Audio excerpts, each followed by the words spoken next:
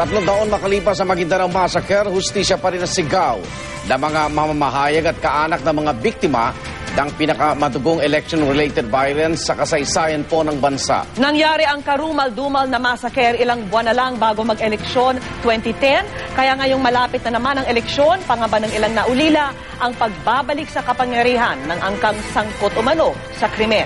Saksi si Rafi Tima. Bitbit ang 32 puting kartong kabaong na siyang bilang ng aming mga kabaro sa media na nasawi sa karumal-dumal na Maguindanao Massacre.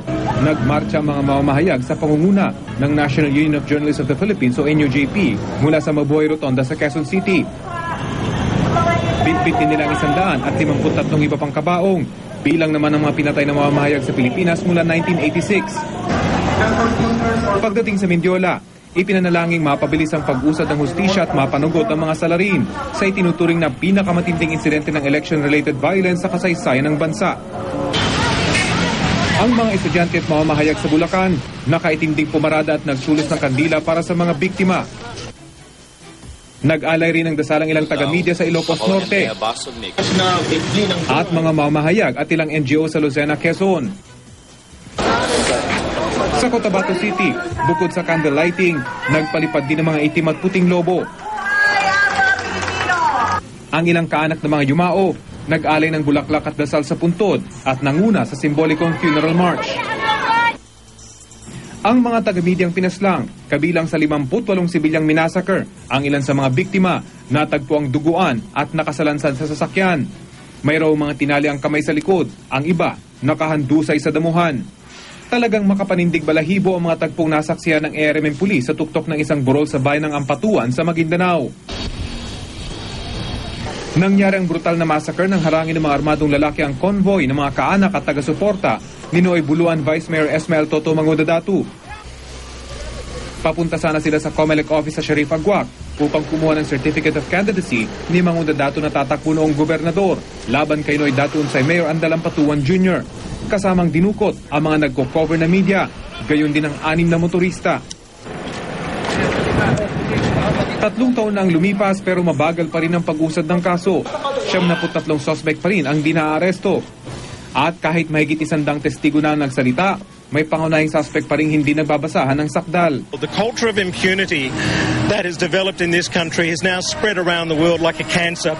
We see journalists being killed all around the world with impunity.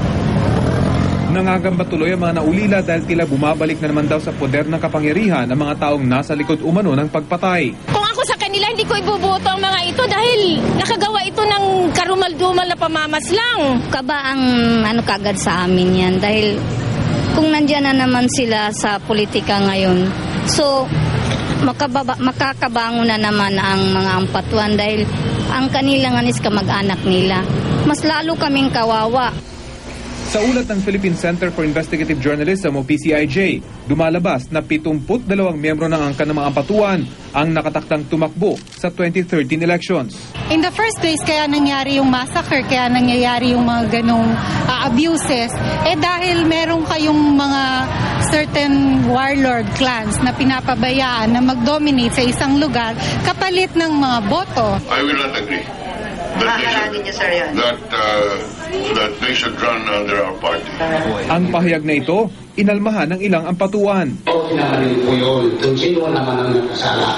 Pero kung ganito naman namin na walang kasalanan ng pamilya ng Ampatuan, tawagin kami po. Hindi namin ipipilit ang aming sarili. Pero dahil sa nakapag-file kami ng candidacy sa Liberal Party, kung tatanggalin kami ay matatanggap namin, pero ipagpatuloy pa rin namin ang aming kandidatura. Ako si Rafi Tima, ang inyo saksi.